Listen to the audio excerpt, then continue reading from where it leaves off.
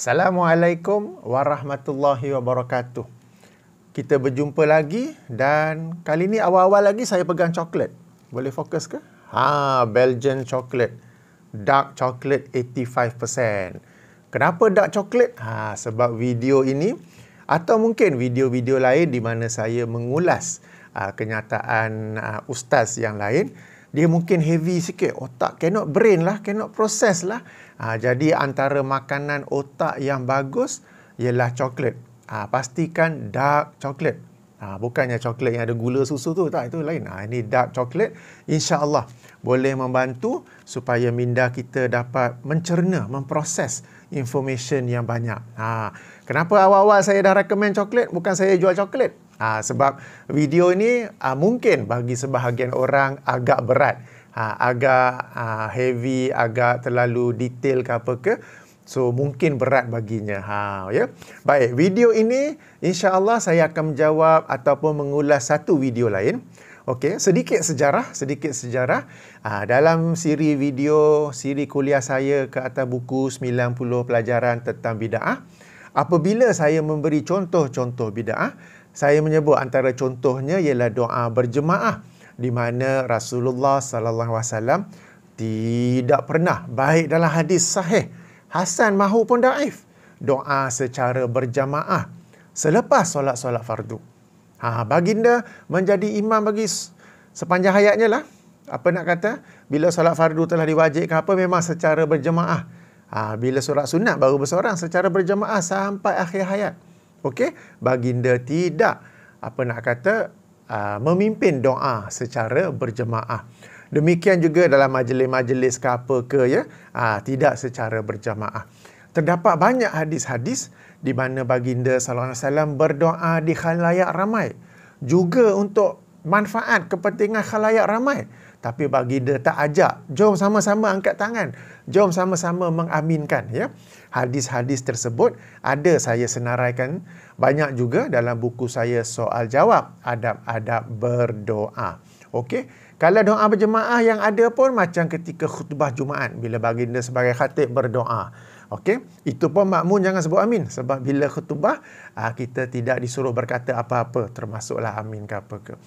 Bila kunut nazilah, yang itu ada kunut nazilah, iaitu kunut yang kita baca kepada umat Islam yang ditimba musibah ataupun diserang, dizalimi oleh musuh. Dan kunut nazilah ini dilakukan pada setiap solat fardu 5 kali sehari sampailah musibah itu ataupun kezaliman itu diangkat. Okey. Ini contoh yang ada. Yang lain-lain itu tak ada. Okey. Bila saya kata Nabi tak pernah buat ke apa ke, jadi ada yang bertanya dengan menghantar sebuah video daripada Ustaz Abdul Somad yang menerangkan ada dalil untuk doa berjemaah. Jadi ditanya macam mana ni? Kapten kata tak ada, ni ustaz kata ada. Jadi saya pun insya-Allah dalam siri ini, dalam video ini saya akan mengulas video tersebut. Okey, beberapa perkara. Pertama sekali sila tonton dulu video tersebut supaya kita dapat menilai secara adil. Jangan terus tengok yang ini saja. Video tersebut ada saya bagi di bahagian description, pautan bagi video itu. Pertama. Kedua, ini ialah sekadar perbincangan ilmiah di mana kita bertukar-tukar pandangan, bertukar-tukar dalil, bertukar-tukar hujah. Walaupun saya mengulas ataupun menjawab, bukanlah saya bererti saya mengkritik peribadi Ustaz Abdul Somad ataupun merendah-rendahkan ke ataupun apa-apa lain yang bersifat peribadi. Tak, ini kita kata intellectual discourse sahaja. Ketiga, sebahagian orang mungkin tak biasa benda macam ni. Apa ni ustaz-ustaz ni gaduh? Bukan ustaz. Apa ni kapten nak gaduh dengan ustaz? Apa supir bas udara ni nak gaduh dengan ustaz? Jadi saya nak tuan-tuan dan puan-puan yang tak biasa, biasakan intellectual discourse. Jangan perbincangan ilmiah. Intellectual discourse ini hanya berlaku dalam bidang-bidang urusan dunia. Dalam bidang engineering ke apa ke, tapi dalam bidang agama tak boleh. Sami'na wa ta'na, dengar saja. Ustaz cakap dengar saja, ustaz cakap dengar saja. Tak, kita perlu ada berbanding-banding dalil dan hujah apa semua tu. Dan kemudian akhirnya masing-masing nilai mana yang lebih kuat, mana yang lebih meyakinkan, dan kemudian dia ikut. Tak apa, kalau tak setuju dengan video saya ni tak apa. No worries, tak apa. Saya ni tak adalah nak buat keuntungan jual coklat ke apa ke, ya. Okey. Jadi 3 perkara ni dan kita kena mengalu-alukan, meraihkan intellectual discourse ini, ya. Jangan kita pandang sebagai apa ni, benda doa pun nak gaduh. Video sebelum ni tentang Yasin, benda Yasin pun nak gaduh. Okey. Padahal kalau tengok video Yasin tu banyak ilmu lain. Yasin tu sampingan saja. Dan dalam video ni pun insya-Allah ada banyak ilmu lain yang tuan-tuan puan-puan akan dapati. Doa itu menjadi satu sampingan saja. Okey. Panjang pula mukadimah. Baik, kita masuk kepada video Ustaz Abdul Somad. Saya ulas poin-poin penting, ya. Jadi apabila diminta apakah dalil untuk doa berjamaah, pertama sekali beliau bawakan dalil daripada Al-Quran. Betul, ya? Rujuk surah Yunus. Surah Yunus ayat 88 dan 89. Okey, sama-sama kita tahu Allah SWT mengutuskan Nabi Musa untuk berdakwah kepada Fir'aun. Nabi Musa kata, aku seorang saja tak boleh, dia minta pembantu. Lalu Harun pun ada sama. Jadi mereka berdua berdakwah kepada Fir'aun. Okey, so dalam rangka berdakwah, cabaran apa semua tu, Nabi Musa ada berdoa. Okey, doa itu dalam surah Yunus, surah ke-10 ayat ke-88.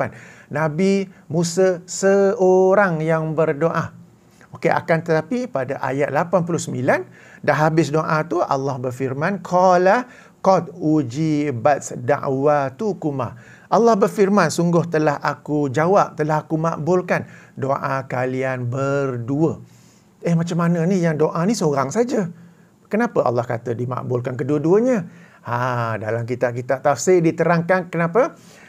Memang Nabi Musa yang berdoa, akan tetapi Nabi Harun ataupun Harun mengaminkannya. Maka bila mengaminkannya, kira dua-duanya berdoa dan Allah makbulkan kepada kedua-duanya. Dan ini menjadi dalil bagi mereka yang berkata boleh doa berjemaah. Sebab berjemaah tak semestinya ramai. Jemaah ni bilangan paling kurang 2 orang saja. Seorang buat, seorang ni. Okey. Okey, itu dalil pertama. Apa ulasan saya? Saya kata betul.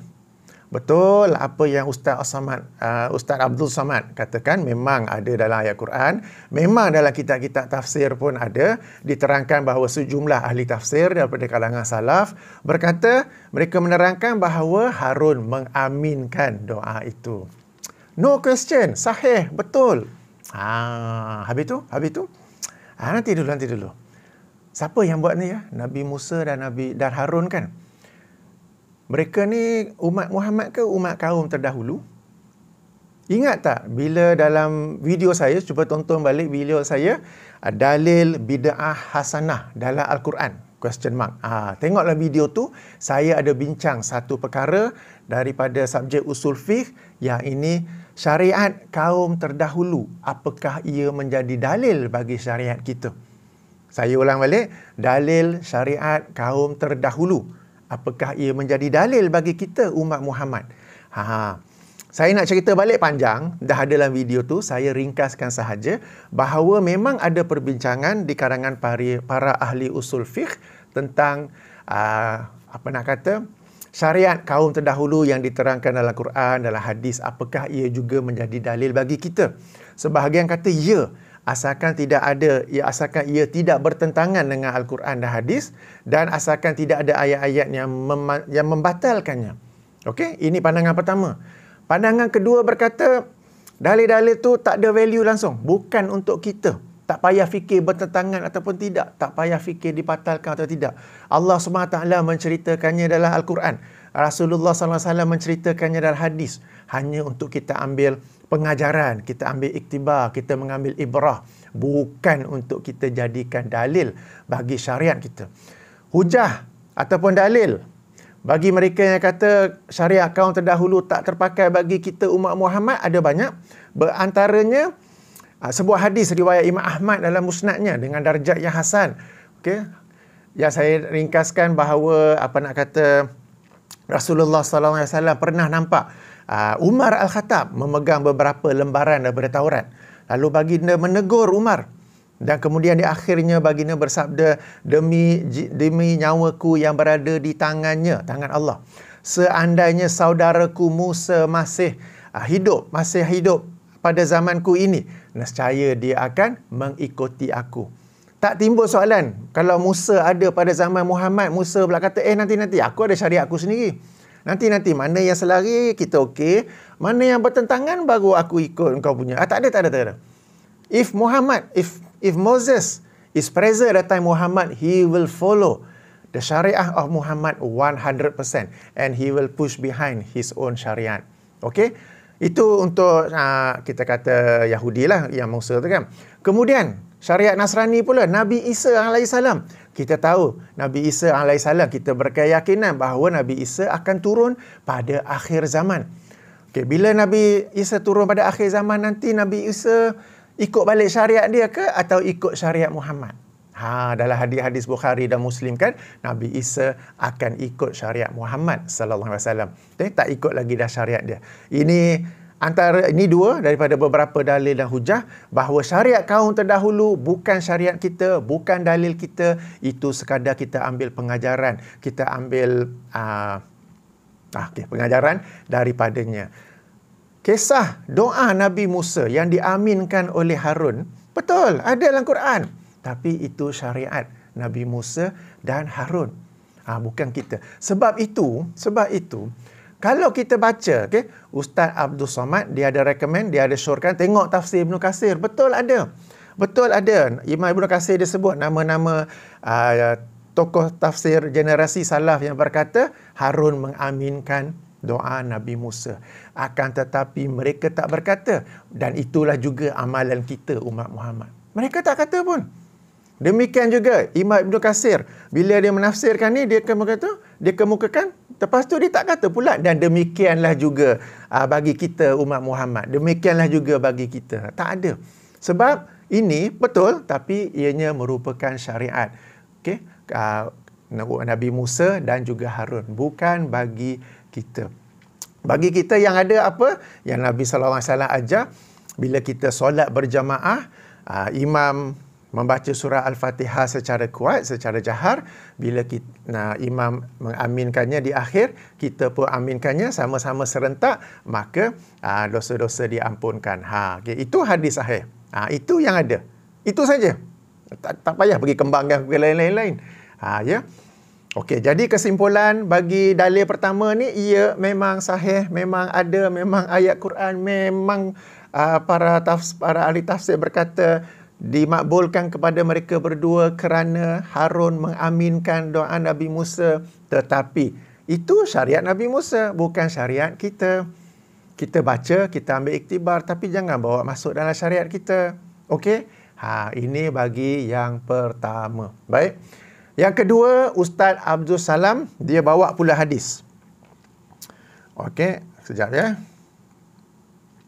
Okey, beliau bawa sebuah hadis. Okey, mari kita bacakannya.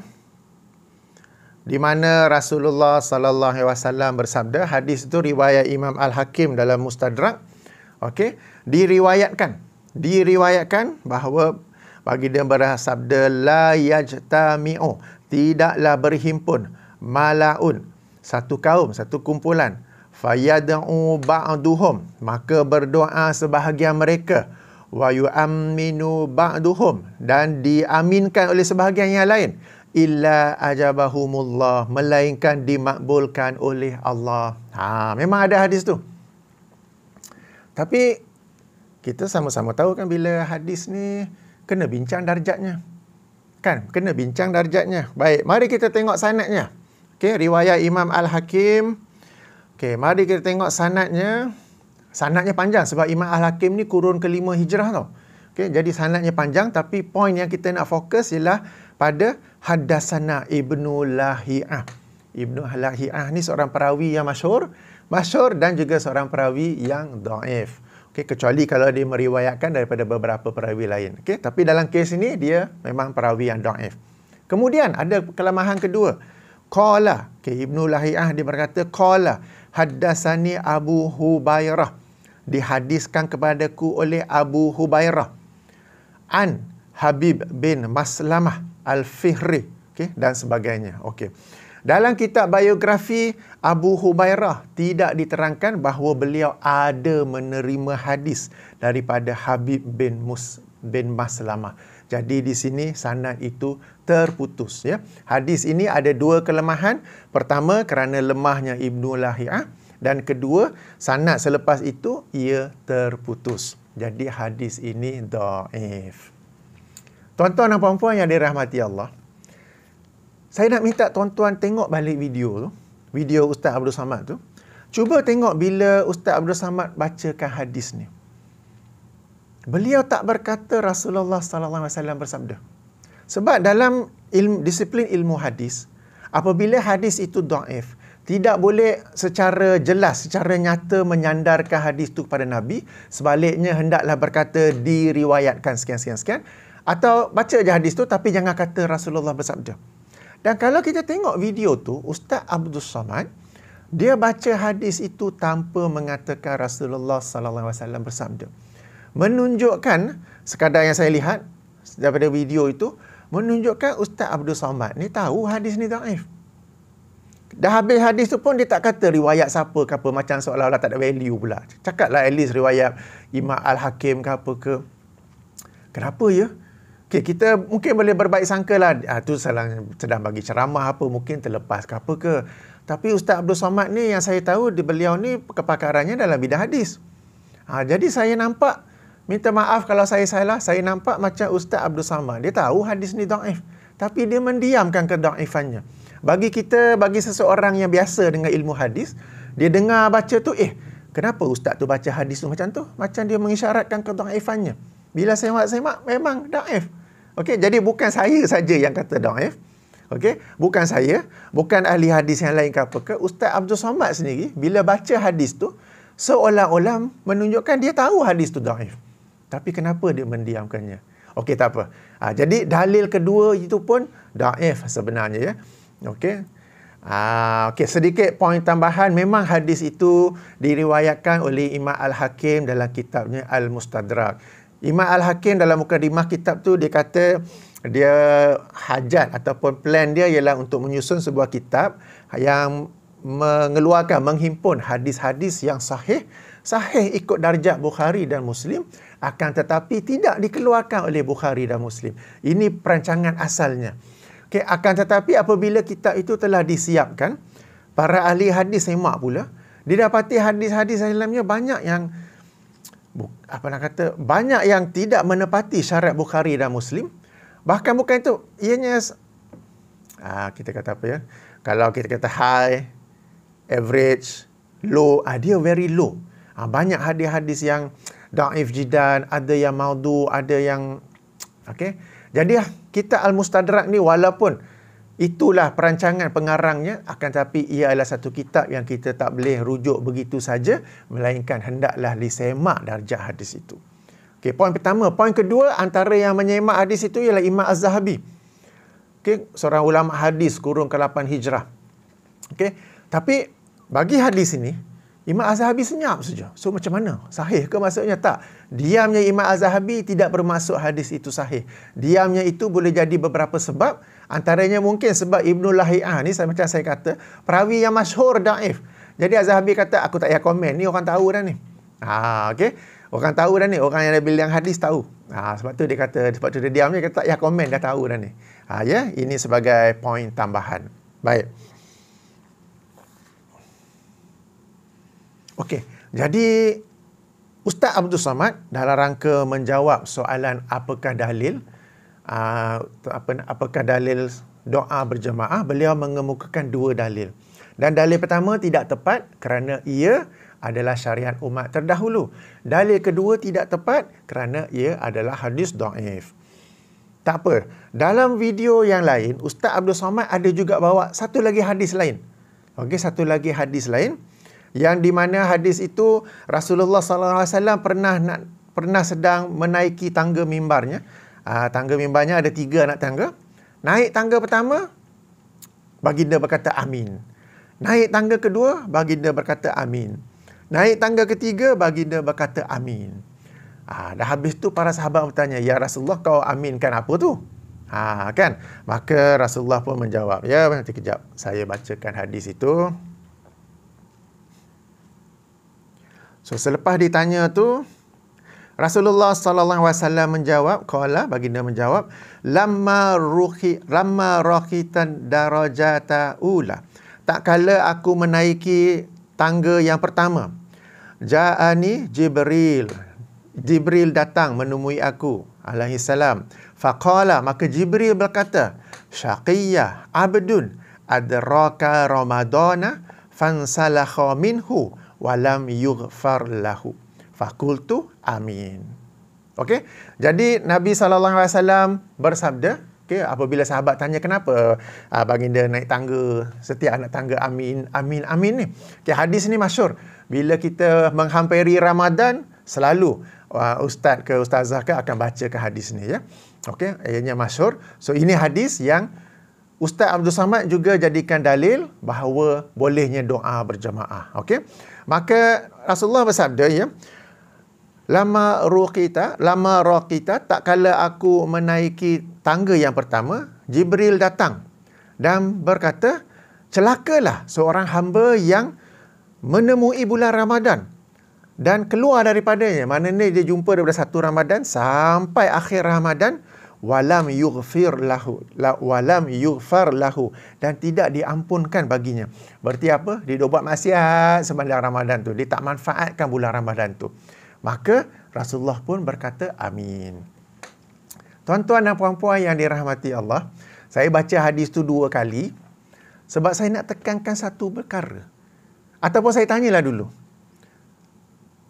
Jibril, dia berdoa ke dia membuat kenyataan? Celakalah seorang hamba yang dia menemui Ramadan sehingga dia keluar daripada Ramadan, daripada 1 Ramadan sampai 29 ke 30 Ramadan, dan tidak diampunkan baginya. Jibril, dia membuat kenyataan ke dia membuat doa? Dia membuat kenyataan. Lalu Rasulullah sebut amin. Berarti Rasulullah berdoa agar kenyataan itu benar-benar berlaku. Dia sebagai contoh, ya, sebagai contoh. Katakanlah saya puji isteri saya, pandai masak. Dia pun sebut amin supaya ianya menjadi satu doa kenyataan. Kadang-kadang ada orang sebut kenyataan sekian-sekian, kita nak ia jadi satu yang betul, kita sebut amin supaya kenyataan itu sebagai menjadi satu doa yang betul-betul berlaku. Apa yang Malaikat Jibril buat di sini ialah beliau membuat kenyataan. Bukan beliau berdoa. Malaikat Jibril tak kata, ya Allah, celakalah seorang hamba yang memasuki Ramadan sehingga keluar daripadanya dan tidak diampunkan dosanya. Maka Jibril tidak berdoa, Malaikat Jibril membuat kenyataan. Demikian juga anak tangga kedua. Okey, anak tangga kedua apa pula cerita? Summa qala syaqiyya abdun adraka walidayhi aw ahadahuma falam yudkhilahul jannah. Qala fakultu amin.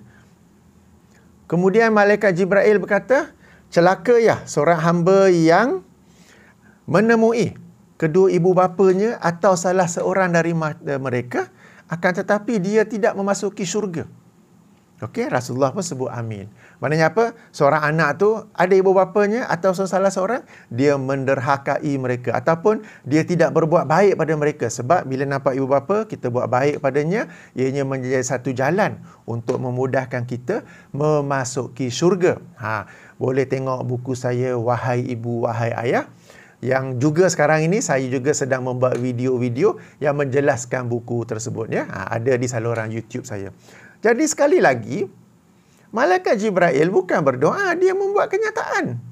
Dia kata celakalah seorang hamba yang menemui, mendapati ibu bapanya, baik dua-dua atau seorang, tapi tak masuk syurga. Lalu Rasulullah mengaminkannya. Maknanya menjadikan kenyataan itu satu doa, moga-moga betul lah tu. Okey. Apa pula anak tangga ketiga? Anak tangga ketiga, summa qala syaqiyya abdun zukirta indahu. Celakalah seorang hamba yang disebutkan namaku di sisinya, walam yusalli alaika. Tetapi celakalah seorang hamba yang disebutkan namamu di sisinya, walam yusalli alaika, dan dia tidak berselawat ke atas engkau. Maknanya, Malaikat Jibril kata, celakalah seseorang itu yang nama Nabi Muhammad disebut, dia tidak pula berselawat. Fakultu, maka aku berkata, amin. Okay? Nabi SAW pun berkata, amin. Jadi, sekali lagi, Malaikat Jibril membuat kenyataan, bukan buat doa. Bezakan kenyataan ini ataupun apa yang kita cakap biasa-biasa. Okay? Malaikat Jibril tidak berdoa. Cakap biasa-biasa, tapi kalau kita dengar cakapan itu satu yang baik dan kita nak agar Allah benar-benar menjadikannya, make it happen, kita kata amin.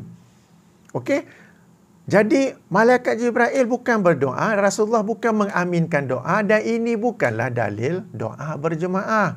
Itu poin pertama. Poin kedua, seandainya ini doa berjemaah, kenapa Rasulullah SAW amin seorang-seorang je? Para sahabat dah tengok je. Amin, amin, amin. Dah habis tu para sahabat tanyakan, ya Rasulullah, kau kata amin 3 kali tu apa pasal? Rasulullah tak ajak, jom sama-sama sebut amin. Tak pun. Bahkan jadi, ini adalah dalil bahawa seandainya yang Malaikat Jibril itu sebut ialah doa, tak payah nak amin ramai-ramai pun, sebab Nabi tak ajak ramai-ramai amin. Beliau seorang saja amin. Okey, jadi dalil ni sahih, riwayat Imam Al-Bukhari dalam kitabnya Al-Adabul Mufrad, dan dinilai sahih oleh Syekh Al-Albani. Baik, okey, hadis ini sahih, masyhur, mendekati Ramadan mesti kita semua mendengarnya. Akan tetapi ia bukanlah dalil untuk berdoa secara berjamaah, sebab Malaikat Jibril tak berdoa, dia membuat kenyataan. Dan Rasulullah mengaminkannya, bermaksud Rasulullah berdoa agar kenyataan itu Allah benar-benar make it happen. Okey. Jadi bukan dalil. Di sini ni saya nak bawa satu perkara ya. Sebagai seorang agamawan, peranan kita ialah membetulkan kebiasaan masyarakat. Membetulkan kebiasaan masyarakat. Bukan masyarakat buat sesuatu, lalu ada pula orang kata bid'ah ke apa ke, adalah kapten kata bang mana entah tu kan. Dia kata bid'ah lah apa ke. Bukanlah saya, sebenarnya banyak agamawan lain yang telah pun berkata bid'ah. Sebab tu isu ini timbul. Sebab tu ada orang bertanya kepada Ustaz Abdul Somad, betul ke bid'ah? Ada dalil ke kan? Tapi sebagai seorang agamawan yang jujur, memegang amanah ilmu, peranan dia ialah membetulkan masyarakat andai mereka salah. Bukan dia mencari-cari dalil. Cari-cari, fikir, bawa hadis daif. Tapi tak apalah. Kita jangan sebut daif. Baca je hadis tu. Kita bawa syariat umat terdahulu.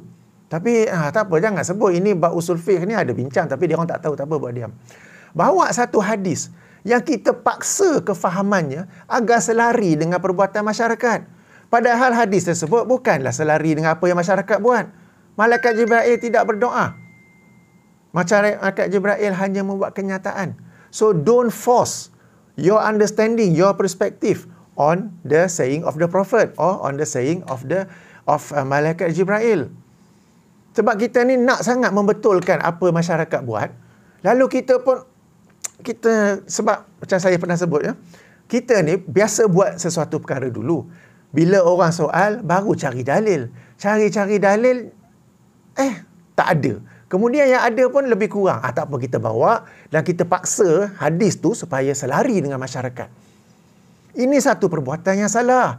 Para agamawan, saya minta, bertakwalah kepada Allah, peganglah amanah ilmu tu dengan betul. Jangan anda pula semata-mata kerana nak menjaga hati masyarakat, okey, bawa hadis tu supaya ditafsirkan selari dengan amalan masyarakat. Hadis tu cerita lain. Okey? Okey, semangat dah. Jom.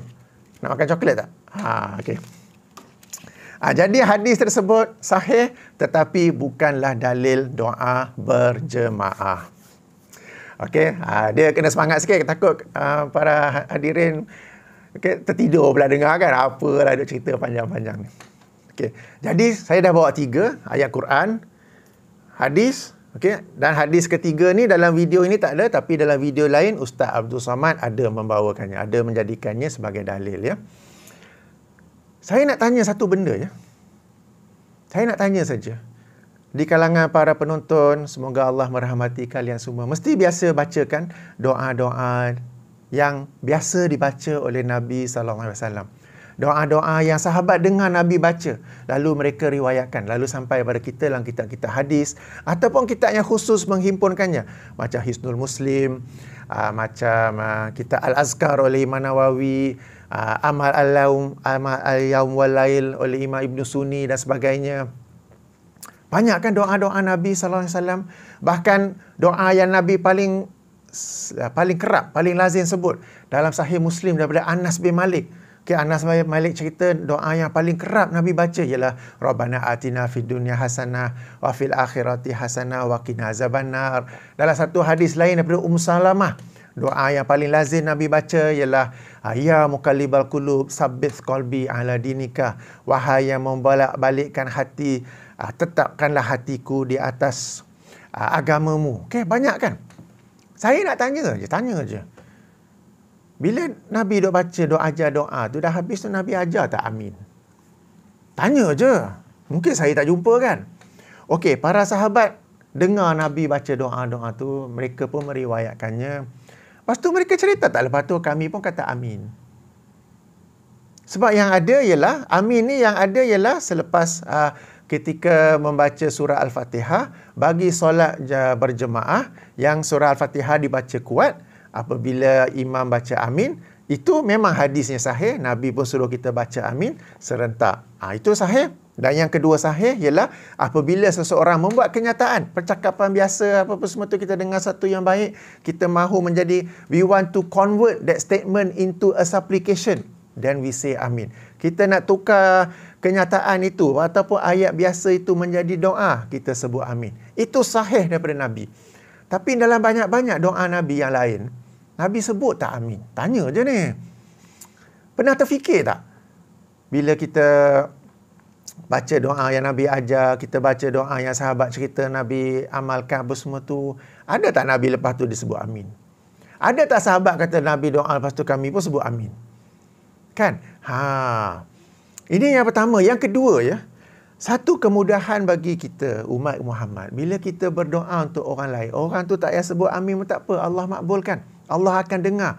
Contoh saya sebagai suami, saya mendoakan kebaikan untuk isteri saya, katakan isteri saya tak dengar dan dia tak tahu dan dia tak sebut amin, apakah dengan itu doa tu tak dimakbulkan sebab isteri saya tak sebut amin?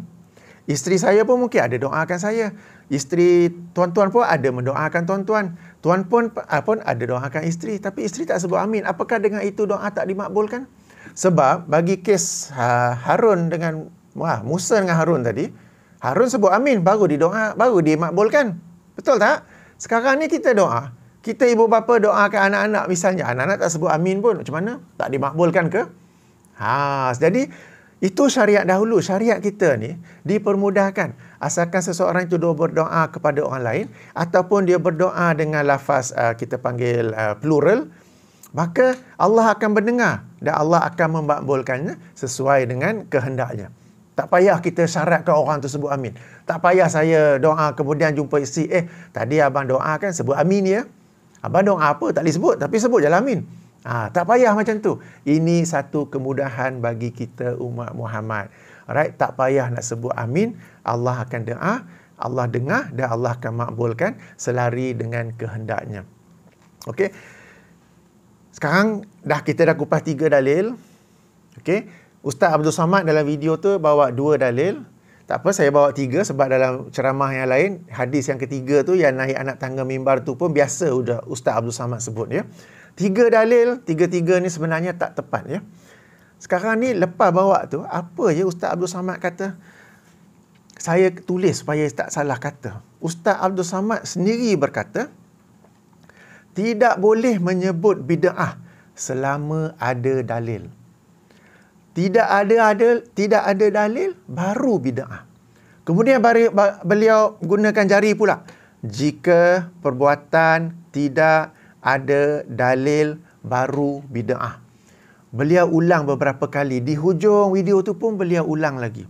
Jadi sekarang ini berdasarkan formula, berdasarkan perkataan Ustaz Abdul Samad itu sendiri, doa berjemaah itu adalah bid'ah. Sebab dia kata apa? Tak ada dalil baru bid'ah. So sekarang ni ayat tentang doa Nabi Musa dan Harun itu syariat kaum terdahulu, bukan dalil kita, bukan. Hadis dhaif jadi dalil ke? Bukan. Hadis dhaif paling-paling boleh guna untuk motivasi beramal. Motivasi ke atas satu amal yang asalnya ada dalil yang sahih yang mensyariatkannya. Sekarang ini tak ada dalil sahih yang mensyariatkannya. So, tak boleh pakai hadis dhaif untuk memotivasikan sesuatu yang tidak ada asas. Okey? Dan hadis dhaif nak jadi dalil macam mana kan? Kemudian hadis naik tangga, mimbar. Okey? Sahih tetapi bukan dalil. Jadi berdasarkan formula, berdasarkan perkataan Ustaz Abdul Somad ini sendiri, doa berjemaah itu adalah bid'ah. Okey, ish. Habislah banyak orang masuk neraka. Tak. Tuan-tuan dan puan-puan, kita bincang, kita belajar. Jika selama ini kita sudah terbiasa dengannya kan, lepas setiap solat jemaah, kita doa berjemaah ikut imam. Kalau jadi imam, kita pun berdoa sama. Kalau selama ni kita pergi majlis, ada doa berjemaah. Pergi majlis wali matu urus, perkahwinan, ada doa bersama. Sekarang kita dah belajar, kita dah tahu, tak apa, tinggalkan. Orang lain nak doa, tak apalah, kita duduklah diam, tak apa. Tak payah nak doa. Okey? Kemudian kalau ada peluangnya apa? Ada orang yang sudi nak berdengar, kita sampaikan. Kita sampaikan ilmu, ya. Kita sampaikan, ya. Saya teringat, ya, pernah saya sendiri, saya menghadiri satu jemputan untuk satu program. Kemudian penganjur tu nampak saya betul-betul datang. Kapten datang, ya. Oh, terima kasih, Kapten, sebagai tetamu yang kami hormati apa semua. Boleh tak baca doa nanti? Alamak. Kemudian dia naik stage terus panggil saya minta baca doa. Saya tak baca doa jemaah ni, siapa nak buat? Tapi takkan saya nak kata never, negatif. Takkan nak. Begitu kan, kita menghormati dia sebagai tuan rumah. Okay? Tuan punya program itu. Maka saya pun naik, pegang mikrofon dekat rostrum tu, saya kata, tuan-tuan dan puan-puan, dalam bab doa, tuan-tuan dan puan-puannya doa, lagi bagus dah. Tapi kesempatan ni, saya nak bagi sedikit tazkirah tentang apa yang selari dengan program kita ni. Lalu saya ambil satu ayat yang ada kaitan dengan program mereka hari itu, dan saya memberi satu tazkirah ringkas lebih kurang 3 hingga 5 minit. Terima kasih, lepas tu saya turun. Saya tak baca doa berjemaah. Okey? Kita kalau tiba-tiba dijemput tu, kalau daripada awal lagi kita boleh kata no, tak apa. Tapi kalau tiba-tiba dijemput, nak jaga nak kata air muka penganjur ke apa ke, kita naik tapi kita bacakan tazkirah, memberi satu tazkirah yang ringan ke apa ke. Jangan cakap setengah jam macam sekarang ni. Okey, cakap 3-5 minit cukup. Macamlah orang yang baca doa itu, ya. Okey. Nak rehat ke? Boleh ke? Kalau dah berasap ke, dah cannot brain ke apa ke, rehat kejap, makan coklat. Ataupun boleh pause, pergilah minum kopi ke apa ke. Saya nak sambung sebab Ustaz Abdul Somad, dia ada sambung lagi beberapa perkara. Okey? Bila dah habis tentang doa berjemaah itu, beliau masuk ke dalam bab bila dia pergi umrah di Masjidil Haram. Okey, bila imam tu membaca surah yang ada sujud, okey, sujud tilawah, sujud sajadah. Okey, imam tu pun Allahu Akbar turun. Allahu Akbar naik balik. Lalu dia berkata, ini tidak ada dalam hadis. Tidak ada dalam hadis, tapi ianya kias. Saya pula macam mana pula tak ada dalam hadis. Okey, mari kita sama-sama bacakan hadisnya, ya. Sahih Bukhari tu. Bukannya Musnad Al-Bazar ke apa ke? Okey, sekejap, ya.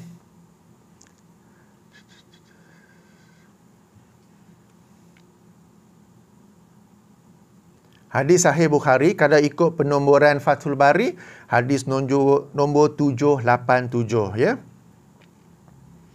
Daripada Ikrimah qala ra'aitu rajulan indal maqam. Okey, aku melihat seorang lelaki di sisi makam. Yang ini di Masjidil Haram, di sisi makam tu, makam Ibrahim tu.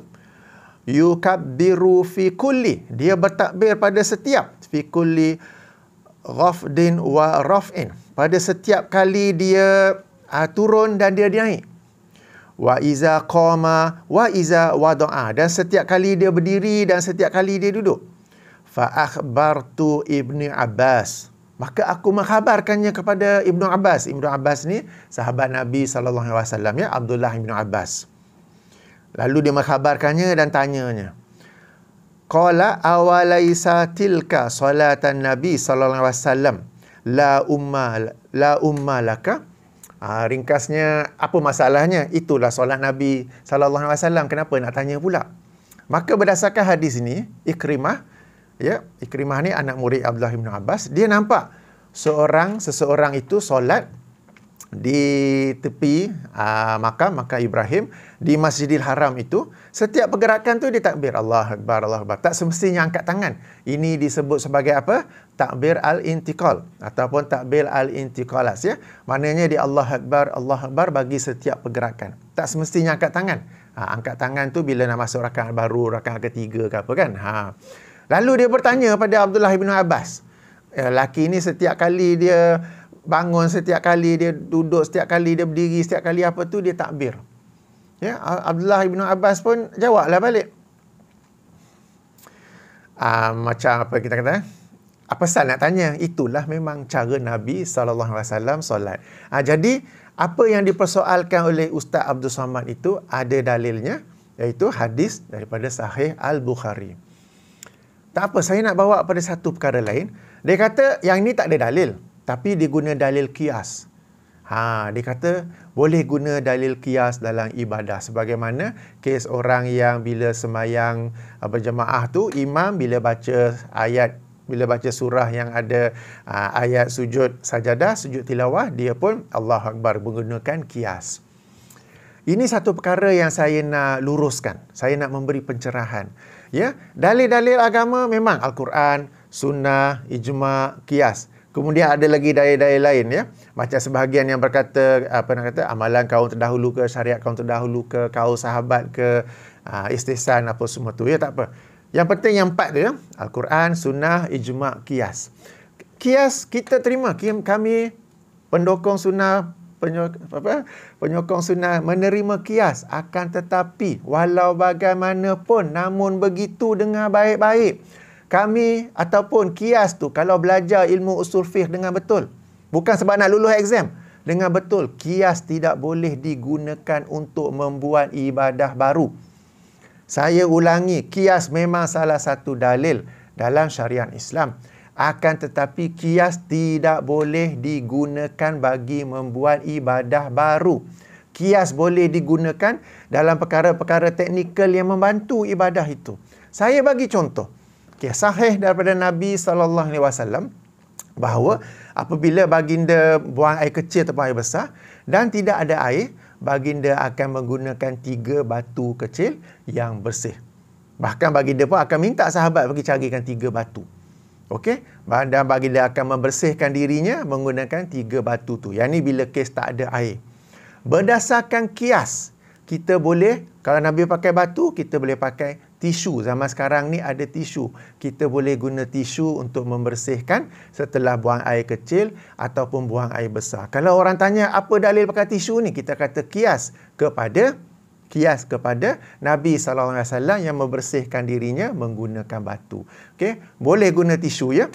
Ada orang saya tahu buat naik penumpang, ya, naik flight KL pergi London 14 jam, tak nak berak, tak nak buang air besar. Sebab dia kata macam mana aku nak basuh lepas buang air besar tu, tisu mana boleh. Lepas tu tak tahan, buang air besar juga. Lepas tu dia bersihkan dirinya pakai tisu, lepas tu tak nak solat. Sebab dia kata tak bersih, dia tak suci dirinya membersihkan guna tisu. Okey, ini sampingan lah. Jadi itu satu contoh qiyas. Kita bukan buat satu ibadah baru, tetapi kita menggunakannya untuk secara membantu ataupun perkara teknikal yang membantu ibadah yang asalnya memang sudah ada dalam syariat Islam. Contoh lain, Rasulullah SAW pernah solat di atas kenderaan, baik unta ataupun kuda. Berdasarkan qiyas, kita juga solat. Kalau betul tak boleh solat dengan berdiri, okay, kita boleh solat di tempat duduk dalam bas ekspres ke, dalam kereta api ke, dalam kapal terbang ke, berdasarkan qiyas. Kita bukan buat ibadah baru. Okay? Tapi Nabi SAW pernah solat di atas kenderaan. Kenderaan baginda pada zaman itu ialah unta, keldai, kuda. Kita sekarang ni bas ekspres, train, apa semua tu boleh. Tapi ini, ya, jangan pula senang-senang pergi duduk, solat duduk, tak. Ini dengan syarat tak boleh solat berdiri dengan biasa. Memang tak ada ruang, ya. Kalau ada ruang apa semua tu, kita mesti berusaha mencari ruang agar dapat solat berdiri menghadap kiblat semua seperti biasa. Ini sebagai contoh ya. Jadi kita memang menerima kias, tapi kita bukan main terima saja kias tu. Tetapi ada syarat-syaratnya. Antara syaratnya kias itu tidak boleh buat ibadah baru. Okey. Apa lagi ya yang Ustaz Abdul Samad sebut di akhirnya tu ya. Okeylah, bila dia sebut tentang bila dia pergi umrah, kemudian ada pula bulan Ramadan, doa khatam Quran ke apa ke, lalu duduk cerita di Saudi, di Masjidil Haram. Tuan-tuan dan puan-puan, saya nak highlight. Kita tadi sebut dalil kan? Quran, sunnah, ijma', qiyas lain-lain. Tapi dalam dalil-dalil tu, tak ada pun amalan Saudi menjadi dalil kita. Bukan. Saudi ni bukan kiblat kita, melainkan Kaabah tu kita semayang. Tapi rujukan agama, dalil kita, hujah kita, bukan apa yang berlaku di Saudi. Please stop doing it. Saya tengok yang kuli-kuli ni, yang kuncu-kuncu ni, duk biasa sebut tu. Tapi saya hairan tengok yang ustaznya pun berhujah macam tu. Ustaz ni sepatutnya membawa ilmu yang benar, menaikkan minda orang, memandaikan umat. Janganlah ustaz pun berhujah. Tengok di Saudi mereka buat begitu. Tengok Masjidil Haram buat begitu. Masjidil Haram sejak bila menjadi dalil agama kita? Saudi sejak bila menjadi dalil agama kita? Tidak. Please lah. Saya hairan betul. Saya sebab biasa tengok yang sposin-sposin tu yang duk komen dengan guna fake account apa semua tu kan. Duk cerita Saudi ni, Saudi tu, Saudi ni. Tak apalah. Tengok yang ustaz ni pun berhujah macam tu. Saya pun macam, saya pula tak ada brain. Dia makan coklat ke? Okey. Jadi, please, tolonglah. Saudi bukan hujah kita. Masjidil Haram bukan dalil agama. Okey, seandainya saya ni duduk di Saudi, seandainya saya di Saudi, kalau saya nak bincang bid'ah, ada perkara bid'ah di saya akan bincang. Sekarang ni saya tak bincang, bukan kerana saya ni pro Saudi ke apa, tak. Saya duduk di Malaysia, saya bincanglah apa yang akidah dan ibadah yang menjadi kebiasaan masyarakat kita yang sebenarnya bid'ah. Bukan bila saya mendiamkan Saudi, berarti saya ni duk, apalah tak tahulah nak kata ya. Jadi tuan-tuan, Saudi bukan dalil agama ya. Mereka pun manusia, mereka pun ada yang betul, ada yang salah pun. Mereka pun ada ulama yang menegur ke apa ke semua tu. Mereka pun ada ya. Tapi yang penting kita di sini, kita fokus di Malaysia. Kalau saya ni duduk di Indonesia, saya akan juga betulkan apa yang amalan yang salah ke, bid'ah ke yang berlaku di Indonesia. Okey, baik. Panjang dah ni, 47 minit saya bercakap ni ya. Okey. Baik. Sekadar kesimpulan ya. Pertama sekali, doa berjemaah bukan daripada sunnah Rasulullah sallallahu alaihi wasallam. Ianya adalah sunnah masyarakat kita, kebiasaan masyarakat kita ya. Keduanya, dalil-dalil yang disebut oleh Ustaz Abdul Samad itu ya, sebagainya sahih, sebagainya Al-Quran, tapi bukan untuk dijadikan dalil. Hadis kedua yang beliau bawa daif. Nampaknya beliau sendiri pun tahu daif. Hadis daif tak boleh jadi dalil. Yang ketiganya, ada hadis lain dalam video lain beliau sebut hadis tu sahih, akan tetapi itu bukanlah dalil untuk doa berjemaah. Okey. Yang keempatnya penting, kita orang agama, bukan saya, para ustaz, para ustazah, peranan kalian ialah mengajar kebenaran kepada umat. Bukan mencari-cari dalil bagi menjustifikasikan apa yang umat Islam buat, seandainya apa yang mereka buat itu salah. Please lah, jadilah seorang yang beramanah. Bukan seorang yang, kita naklah ulang lagi kan, panas lagi pula nanti kan. Okay. Yang seterusnya, apa nak kata, Saudi bukan dalil, Masjidil Haram bukan dalil, syekh-syekh di sana bukan dalil. Bila kita dengar kuliah mereka, baca buku mereka pun, kita tetap menilai betul atau masalah berdasarkan dalil-dalil Al-Quran dan Sunnah. Moga-moga video ini dapat membantu. Okey, satu lagi poin penting ya. Kias. Kita menerima kias, akan tetapi kita tidak gunakan kias untuk membuat ibadah yang baru. Kita tidak menggunakan kias untuk membuat ibadah yang baru. Okay. Moga-moga video ini bermanfaat. Minta maaf kalau saya ni terlebih semangat. Dah tua dah ni, tapi semangat macam orang muda pula kan. Kita jumpa lagi dalam sesi akan datang. InsyaAllah. Subhanakallahumma bihamdika. Asyhadu alla ilaha illa anta astaghfiruka wa atubu ilaik. Assalamualaikum warahmatullahi wabarakatuh.